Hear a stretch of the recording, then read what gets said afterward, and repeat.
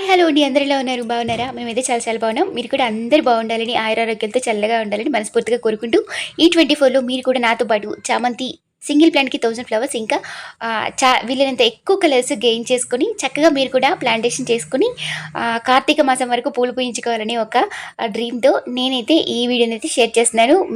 Maximum వీలైనంత వరకు నేను సాప్లింగ్స్ కొంచెం లేట్ అయినా అందరికీ సెండ్ చేసే విధంగా అయితే మ్యాక్సిమం ట్రై చేస్తున్నాను.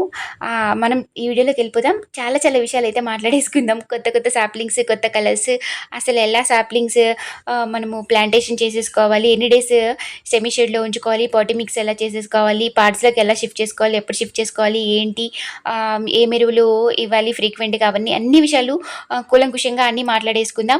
ఎవరైనా కొత్త వారు చూసినట్లయితే తప్పకుండా నా ఛానల్ని లైక్ చేయండి, షేర్ చేయండి, కామెంట్ చేయండి, సబ్స్క్రైబ్ చేయడం అయితే మర్చిపోకండి. తప్పకుండా మీ సపోర్ట్ ఎప్పుడు కూడా నాకు కావాలి. మీరు బాగుండాలి, మేము బాగుండాలి, అందరం బాగుండాలి. Wish you very happy gardening అండి. 2024లో వీలైనంత ఎక్కువ సాప్లింగ్స్ మీకైతే నేను మ్యాక్సిమం సెండ్ చేయడానికి కొంచెం కష్టమైన ప్రాసెస్ అయినా కూడా సెండ్ చేస్తానని చెప్పాను. చూసారు కదా, ఈ సాప్లింగ్స్ అన్నీ కూడాను ఒక 20 కలర్స్ ఉన్నాయండి. 15 to 20 కలర్స్ ఉన్నాయి. డిఫరెంట్గా ఉన్నాయి. మా హస్బెండ్కి థ్యాంక్స్ చెప్పుకోవాలి ఈ వివరంగా. నేనైతే బై గాడ్స్ గ్రేసే అనుకోవాలండి. ఎందుకంటే నేను చాలా చాలా ఒక బాపట్ల రవి గార్డెన్స్ కానివ్వండి, చాలా గార్డెన్స్ నేను కాల్ చేసి కనుక్కున్నప్పుడు సాప్లింగ్స్ వాళ్ళు కూడా బెంగళూరు నుంచి అలా తెప్పించుకొని ప్రోడ్రెస్లో నుంచి సెమీ షేడ్లో పెట్టేసుకొని పాటింగ్ చేసిన తర్వాత ఒక చిన్న బర్డ్స్ అనేది స్టార్ట్ అయినప్పుడు సెల్లింగ్కి పెడతారంట. దట్టు అది 50 రూపీస్ ప్రైస్ అంట. సో అది బాపట్ల రవి గార్డెన్స్ అన్నీ కాంటాక్ట్ అయినప్పుడు నియర్లీ వాళ్ళ దగ్గర 50 కలర్స్ ఉంటాయండి. వాళ్ళు కూడా బెంగళూరు నుంచే తీసుకొస్తారంట. దట్టు డిఫరెంట్ ప్లేసెస్ నుంచి తీసుకొస్తారంట. సార్ చెప్పారనమాట ఒక 4 డేస్ బ్యాక్ నేను కనుక్కున్నప్పుడు. ఆ తర్వాత మా హస్బెండ్కి ఇలా సాన్స్ నాకు మోర్ కలర్స్ కావాలి అనుకుంటున్నాను. సో మీరు ఏదైనా మీరు వెళ్ళారు కదా ఫీల్డ్ విజిట్కి అన్నప్పుడు ఇట్లా తెలిసిన వాళ్ళు ఉన్నారు, ఒకసారి కనుక్కొని నేను తీసుకొస్తానని అక్కడ నర్సరీ దగ్గర షేర్ చేశాను కండి. ఇన్ఫర్మేషన్ మీకు కూడా చూపించాను. ఆ పాలీ హౌసెస్ షేడ్ నెట్స్లో ఎలాగా వాళ్ళు గ్రో చేస్తారు, ప్లాంటేషన్ ఎలా జరుగుతుంది అంతా కూడా మీకు 2 డేస్ వీడియోలో క్రితం వీడియోలో షేర్ చేశాను. చాలా మంచి రెస్పాన్స్ వచ్చింది, చాలా మంచి కామెంట్స్ అయితే చేశారు. పేరు పేరున ధన్యవాదాలండి. జమ్మిశెట్టి మాధవి గారు, పద్మ మ్యామ్, లక్ష్మి మ్యామ్, ఇంకా ప్రమీల మ్యామ్, వీళ్ళందరూ చాలామంది సైర్స్ వాళ్ళు కూడా చాలామంది అయితే మంచి మంచి కామెంట్స్ అయితే చేసేసారు. నాకు ఎంత హ్యాపీ అంటే మాటల్లో నేను షేర్ చేయలేను. బట్ సాప్లింగ్స్ అయితే అందరికీ షేర్ చేయాలి అనుకుంటున్నాను. తప్పకుండా షేర్ చేస్తానండి. కొంచెం టైం పడుతుంది, బట్ అందరికీ షేర్ చేస్తాను.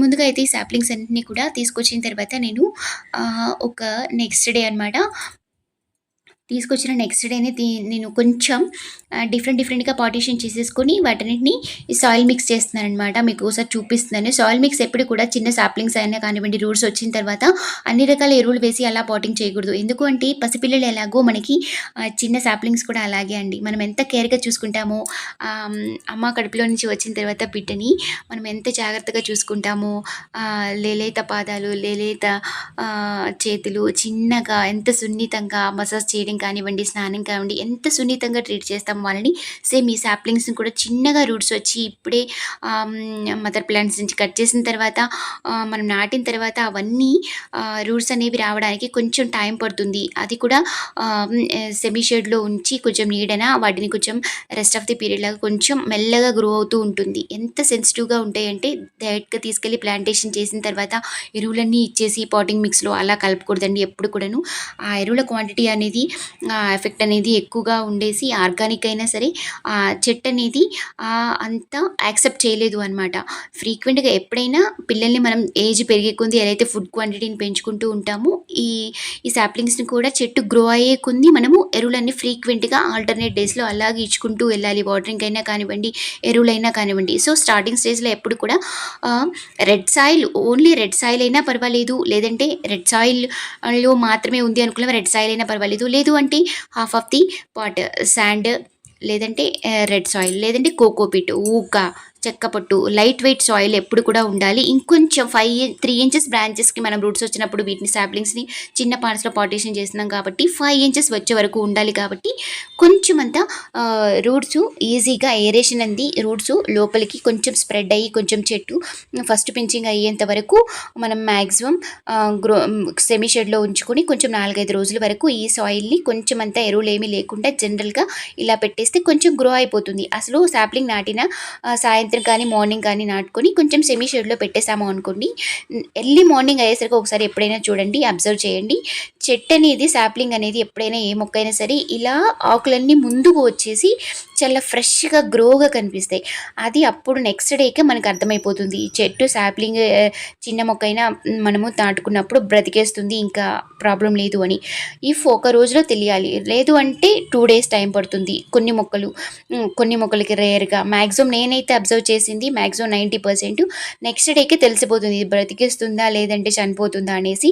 మనం ఈవినింగ్ నాటాము అంటే తెల్లారి మార్నింగ్ కల్లా అది స్టిఫ్గా స్టిక్ అనే మార్నింగ్ కల్లా ఆకులన్నీ దగ్గరికి వచ్చేసాయాలి. అది కరెక్ట్ ప్రాసెస్ అండి చెట్టు ఈజీగా బతికేసింది అనడానికి. ఒక 3 డేస్ అలా సెమీ షెడ్లో మ్యాక్సిమం ఒక 3 to 5 డేస్ ఉంచేసి, ఇప్పుడు ఎట్లాగో రెయినీ సీజన్ కాబట్టి రెయినీ పడుతుంది అనుకున్నప్పుడు కొంచెం తీసుకొచ్చి అలా బయట పెట్టేసేయండి. ఇంకా చల్లని వాతావరణము, చిన్న చిన్న పైరగాలి, ఇంకా చిన్నగా చిరుజల్లులు పడుతూ ఉంటాయి కదా, చెట్టు ఎక్కువ అబ్జర్వ్ చేస్తుంది ఆ వాతావరణానికి, ఆ క్లైమేట్ని. సో ఈజీగా గ్రో అవుతుంది అనమాట. 5 to 6 డేస్ అలా ఉంచేసి బ్రతికింది ఇంకా ప్రాబ్లం లేదు అనుకున్నప్పుడు ఇంకా కంప్లీట్గా కొంచెం ఒక 5 to 6 అవర్స్ ఎండ తగిలే ప్లేసెస్లో పెట్టుకోండి.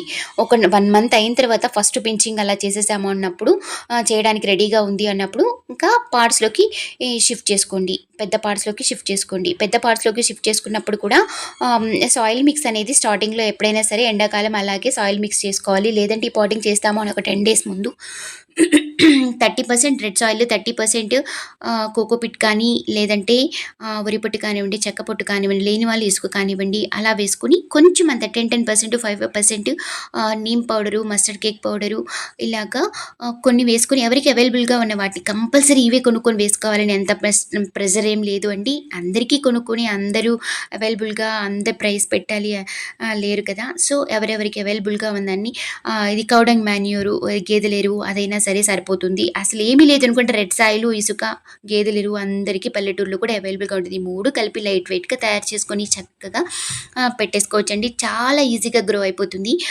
ఫస్ట్ పించింగ్ నాటిన పెద్ద పార్ట్స్లోకి షిఫ్ట్ చేసిన ఒక 20 days కల్లా ఫస్ట్ పించింగ్ వచ్చేసింది. మీరు అబ్జర్వ్ చేస్తూ ఉండాలి.